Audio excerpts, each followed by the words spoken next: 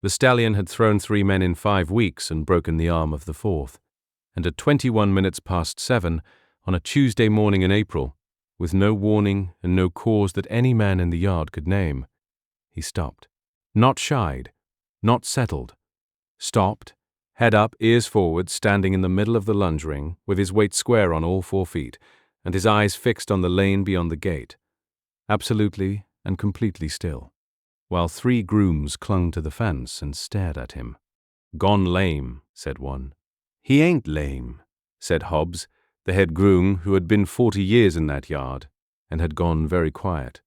"Look where he's looking." Beyond the gate, a woman was walking up the lane with a basket over her arm. She did not stop. She did not look at the horse. She walked the length of the wall at the pace of a woman with somewhere to be, and passed out of sight behind the hedge, and the moment she was gone the stallion threw his head, and screamed, and put a hoof through the bottom rail of the ring. Hobbs took his hat off and held it against his chest, which he did only at funerals and in church. "Right," he said.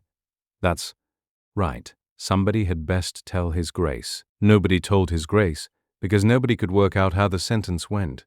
Julian Rathborne, Duke of Ellingham, had bought the horse 11 months ago out of a dispersal sale in Yorkshire for 300 guineas, against the advice of every man he employed, because his own father had bred the sire, and the line had gone out of the family in a settlement 30 years before, and Julian had wanted one piece of it back.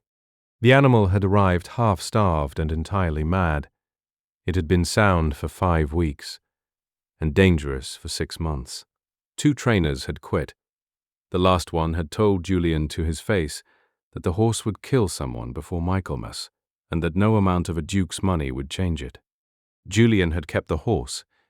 He had not been able to say why, and had been asked often enough that the not saying had become its own small scandal in the household. So when Hobbs came in on the Wednesday and stood turning his hat and said, "Your Grace, about the black, he goes quiet of a morning," Julian said, "Quiet, quiet, Your Grace. 20 past 7, near enough. 10 minutes, still as a church. Why?" And Hobbs, 40 years in that yard, said, "There's a woman goes up the lane Julian watched from the tackroom window on the Thursday," because he did not believe it.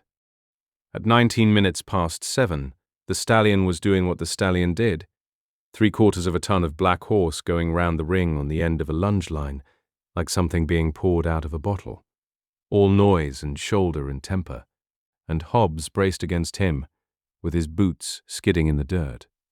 At 21 minutes past, the horse stopped. Julian saw the change go through the animal before he saw the cause of it, saw the ears come up, saw the whole quarrelsome length of him settle down through his shoulders, into his feet, like water finding level. And then Julian looked where the horse was looking, and there was a woman in the lane with a basket. Brown dress, not young, not old, walking. She did not glance at the ring. Not once. And Julian, who had spent 11 months watching people fail to not look at that horse, understood immediately that she was not looking on purpose. Every soul in the parish stared at that stallion. She walked past him the way you walk past a sleeping child. 10 minutes later, she was gone round the hedge, and the horse came apart again, and Hobbs went down on one knee in the dirt, hanging onto the line, and Julian was already out of the tackroom and across the yard. "Who is she?" Hobbs got up, spitting dirt. "Don't know, Your Grace." "Hobbs, 40 years. Who is she?" "Don't know, Your Grace." The old man wiped his mouth. "Asked the lads. Asked the smith. Asked in the village. She comes up the lane 6 mornings a week, and she goes down it again at 4, and there's not a man in this parish can tell you her name." He asked everyone. That was the part the household would talk about afterward, for years, that the Duke of Ellingham spent 9 days asking every person on his own land for the name of a woman with a basket, and that not one of them had it. The grooms did not know. The smith did not know, though he had seen her 60 times. The vicar did not know, which was remarkable, because a vicar generally knows. The village knew her by sight so thoroughly that 4 separate people said, "Oh, her," and then stood there with their mouths open, having discovered in that instant that they had watched a woman walk past them for a year and a half and had never once asked. "She's not from here," the smith's wife said finally. "But she's not from here neither, if you take me. She's been going up that lane since before last winter." "Where does she go? Up the lane? To where?" The woman looked at him with dawning discomfort. "I don't rightly know, Your Grace. Past the wall. There's nothing up there but your own land." Which was, Julian discovered, entirely true. The lane ran along his east wall for half a mile and stopped at a gate into his own home wood, and there was nothing beyond it but 1,100 acres of Ellingham. And a woman had been walking into it 6 mornings a week for 18 months, and no one in the county had thought it worth a question. He did not follow her. He told himself it was because a duke does not follow women up lanes, and it was true. But it was not the reason. The reason was that he had watched a mad horse go quiet for her 3 mornings running, and he had begun to be slightly afraid of the answer. He followed her on the 10th day. She went through the gate into the home wood, which no one used, and along a ride that had not been cut since his father's time, and at the end of it, in a clearing Julian had not stood in since he was 9 years old, there was a cottage. It had been the head keeper's 40 years ago. The roof had been sound then. It was sound now, he noticed. Sound and new thatched in one corner, done by hand, done badly and done well at the same time, in the way of a job somebody had taught themselves out of necessity. There was a garden. There was a fence made out of what had plainly been the ride's fallen timber. There was a rope run for a goat, and there was a boy in the yard, 10 or 11, cutting kindling, who saw Julian and went absolutely white. Mama, she came out with the axe still in her hand, which told Julian a great deal about the last 18 months. And she looked at him, and he watched her understand exactly who he was, and exactly what it meant, and he watched her decide not to run. "Your Grace," said Francis Ray, and set the axe down, "you'd best come in.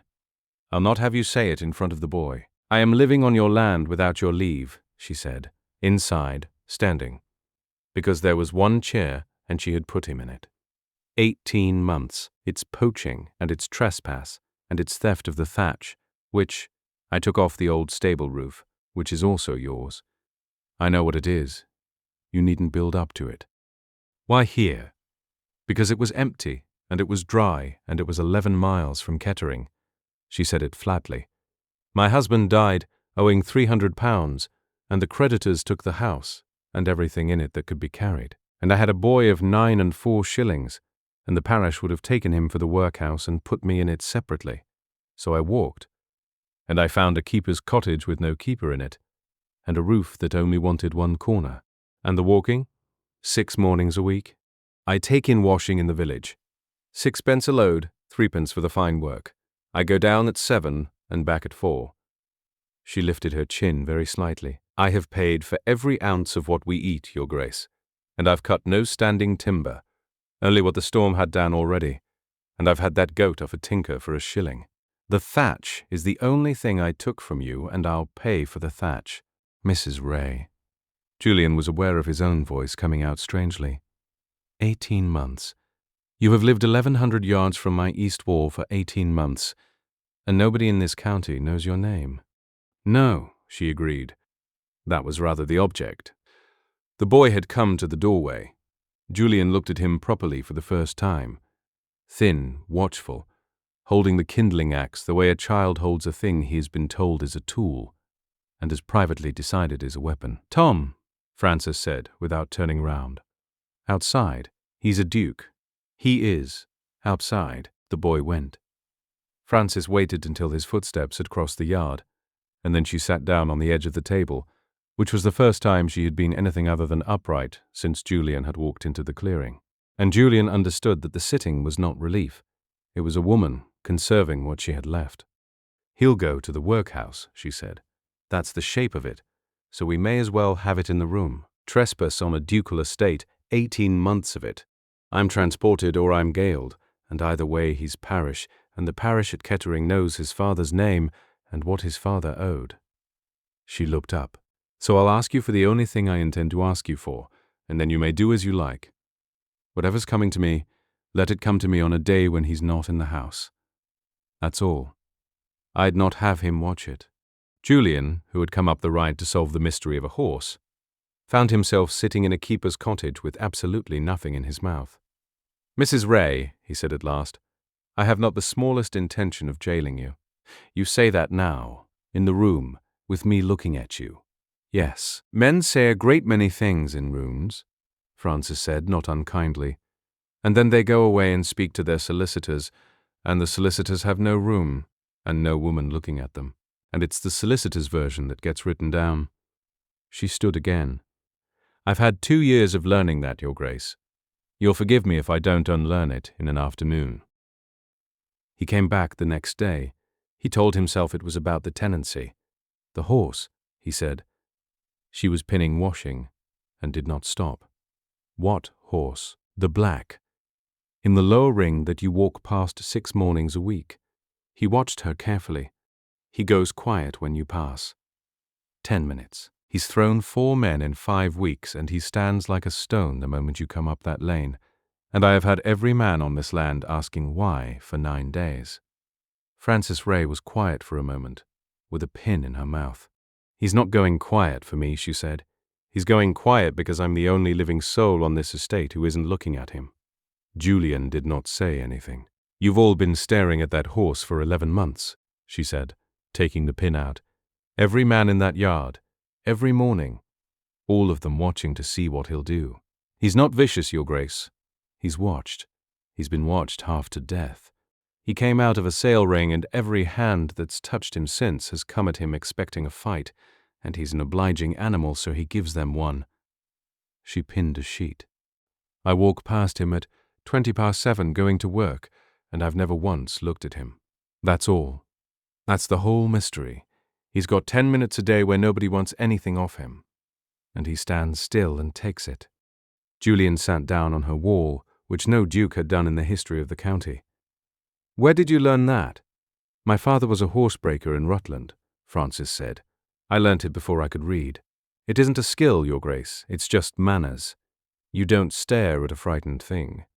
She glanced at him, and something in her face gentled a little despite herself. "You've been staring at him for 11 months as well, if you want it straight. Whole yards copying you. He's the last of your father's line, and you want something off him, and he can feel it every time you come to the fence." There was a very long silence in the clearing. "That," Julian said, "is the first true thing anyone has said to me in 4 years. Then you want better company. I have 4,000 a year and 1,100 acres, and a house with 31 people in it," Julian said, "and every one of them has spent 4 years telling me what they believe I would like to hear, because that is what my father trained them to do, and I have not had the wit to untrain them." He was looking at the washing line rather than at her, which he was distinctly aware was the first courteous thing he had done in the clearing. He was a great man for being obeyed. He'd stand at that rail and want a thing off a horse, and the horse would give it him, or he'd sell it. And I have been standing at the same rail for 11 months, wanting the same thing off the same bloodline, and telling myself I was nothing like him. And you have just explained to me in 90 seconds that the animal cannot tell the difference between us. Frances Ray pinned another sheet and said nothing, which he came to understand later was the greatest kindness available in that clearing. She let him have the thought without watching him have it. "He'll come right," she said eventually. "He's not broken. He's just never once been left alone. There's a difference, and it's the whole difference, and it takes about a year. Will you show me?" "No." "Mrs. Ray." "I said no to the horse, Your Grace, not to you." She took the last pin out of her mouth. "You want me in that ring so the county sees a woman in a brown dress do in 5 minutes what 4 of your men couldn't do in 11 months. And they'd talk about it for a fortnight, and then they'd want to know what she is to him, and then they'd want to know where she lives, and then somebody would go and look. I've spent 18 months being nobody. It's the only wall my boy's got." He gave her the cottage. Not charity. A keeper's tenancy at £4 a year, with the boy taken on at the stables at Michaelmas, and Frances Ray signed the paper with her own hand and paid the first quarter out of a jar, in coppers, which she counted onto his desk in front of him and made him count back. And in May he brought her to the lower ring, because he could not think of a single other thing to do. It was the boy who changed her mind in the end, and he did it without meaning to. Tom Ray went to the stables at Michaelmas as a yard boy at 3 shillings a week, and in his second week he came home up the ride at 4 in the afternoon with his lips split and his eye going purple, having been informed by 2 of the older lads that his mother was the Duke's fancy, and that was how he'd got the place. Frances cleaned his face at the table without a word. Then she sat down opposite him. "Did you hit them back?" "Yes, good," she said. "Do it again if they say it again. And Tom, they're not going to stop saying it. Not this year, and not next. That's the cost. And I want you to know, I know it. And I want you to know I'd have paid it twice for the roof over your head." She wrung out the cloth. "But I'll not have you carry the whole of it while I hide up a wood being nobody. That's not a bargain. That's just me being comfortable." She went down to the lower ring on the Monday. She would not touch the horse. That was the first thing. "He's not mine, and I'll not have that yard watching me do it," she said. "You do it. I'll stand here and tell you what you're doing wrong." So for 6 weeks, the Duke of Ellingham stood in his own lunge ring, being told, at length and without deference, everything he was doing wrong. And the yard watched, and the county heard, and Julian discovered that being corrected by a woman in a brown dress in front of his own grooms was the most alive he had felt since his father died. "Stop looking at his eye." "I'm not." "You are. You're looking at his eye to see if he's going to bolt, which tells him you think he's going to bolt, so he bolts." Frances leaned on the rail. "Look at his shoulder. You don't need his eye. You've never needed his eye." And in the 11th week the horse came across the ring and put his head against Julian Rathbourne's chest and stood there. And Julian stood in the dirt with 300 guineas of his father's bloodline breathing on his waistcoat, and found he could not see the far rail very clearly at all. Frances Ray, on the fence, looked away and let him have it, which was, he understood later, exactly the same courtesy she had been paying the horse for 18 months. The trouble arrived in June, wearing a solicitor's coat. His name was Mr. Peasley, and he acted for the late Mr. Ray's creditors, and he had spent 2 years looking for a widow who had walked out of Kettering with a boy and 4 shillings, and he had found her because a duke had spent 9 days asking every soul in the county for her name. £312, your grace, with interest, and I am given to understand the woman is in your employ, which makes the matter simpler. He was pleasant about it. That was the worst of it. The boy can be bound apprentice to defray. The parish at Kettering will take him. It's all quite regular. You have been looking for her for 2 years. 2 years and some months, your grace. A widow with a boy is not a difficult thing to find, as a rule. They go to family or they go to the parish, and either way there's a name in a book somewhere. Mr. Peasley permitted himself a small, professional smile. She did neither. I confess I had begun to think she'd died. And then a duke starts asking after a woman with a basket in every public house between here and Kettering, and the whole thing resolves itself in a fortnight. I am much obliged to your grace, I'm sure. Julian looked at him for a long moment. "You are telling me," he said, "that you found her because I asked." "I am telling your grace that a debt is a debt," said Peasley, "and that it was always going to be found in the end. I merely had the good fortune to be listening." Julian went to the clearing that evening and found her already packing, which told him she had known this was coming since the day he had first walked up the ride. "You asked every man in the county for my name," Frances said. She was not angry. That was somehow considerably worse. 9 days. "In every public house between here and the village. I've spent 2 years being nobody so my son could stay out of a workhouse, your grace. And you spent 9 days undoing it, because a horse stood still. Frances, I don't blame you." She folded a shirt. "That's the thing I want you to hear, because you'll not believe it later. You didn't know. You couldn't have known. You did a kind thing, and it cost me everything. And both of those are true at once, and I'm too tired to pretend only the second one is." She set the shirt in the bag. "I'll be gone by Thursday. They'll not take him while I'm walking." He said the wrong thing then. He would think about it for the rest of his life. "I'll pay it," he said. £300. It's nothing. It's Francis. It's less than I paid for the horse." And Frances Ray straightened up very slowly and looked at him with an expression that took the whole of his rank off him in one movement. "I know," she said. That's what I'll be then, in every mouth in this county for the rest of my life. £300, less than the horse. She picked up the bag. Go home, Your Grace. She was gone before Thursday. He did not know where. He had 9 days' worth of a county who knew her face, and not one of them could tell him where she had gone. And the irony of that sat on his chest for 11 days, like a stone. He did not go after her, because he had finally understood, far too late, that going after her was the thing that kept costing her. Hobbs found him at the lower rail on the 3rd evening, which was where he had taken to standing, doing the one thing he had learnt in 11 weeks that was worth anything, not looking at the horse. Lads are asking, Your Grace. Tell them she's gone. They know she's gone. The old man leaned on the rail beside him, 40 years of not saying things finally giving out. They're asking what we do about it. There is nothing to do about it, Hobbs.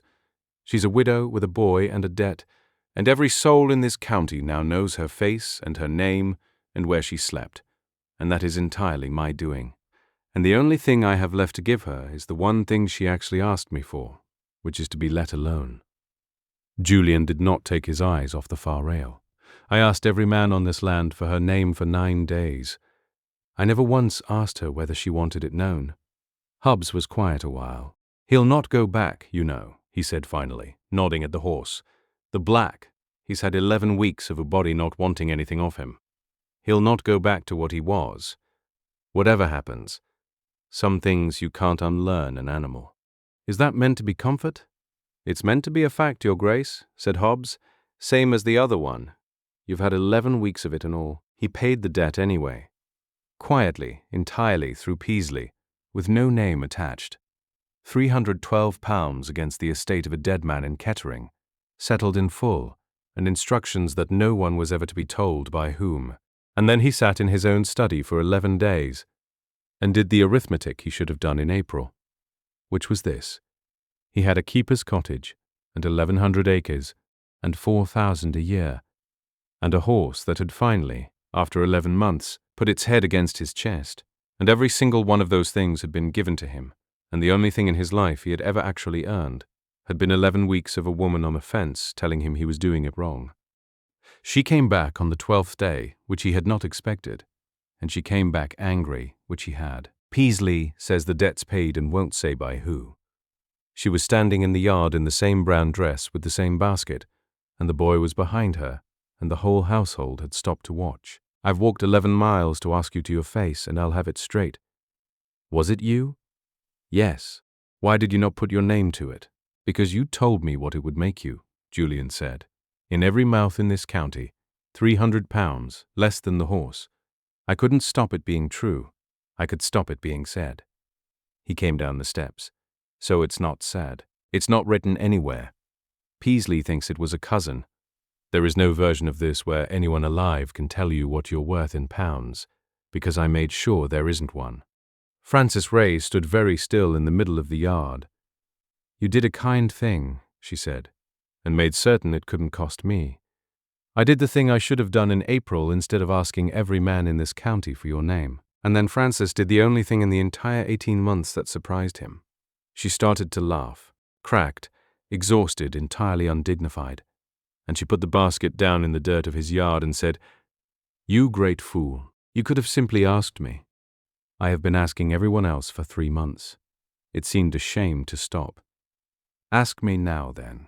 Here, Julian said. In the yard, in front of Frances, there are 4 grooms and a boy and my own housekeeper at that window. Yes, said Frances Ray. In the yard, in front of all of them. She had stopped laughing. 18 months I was nobody, and 9 days you spent asking every man in this county who I was. And I have thought about very little else for 12 days. And I have come 11 miles to tell you the answer. I don't want to be nobody. I never wanted to be nobody. I wanted my son fed, and I couldn't have both. And I chose, and now the choosing's done and the debt's paid, and there's not a soul left who can take him. She lifted her chin. So if you're going to ask me where they can hear it. I'm finished with lanes and hedges and being got past without being looked at. That was for the horse. It was never for me.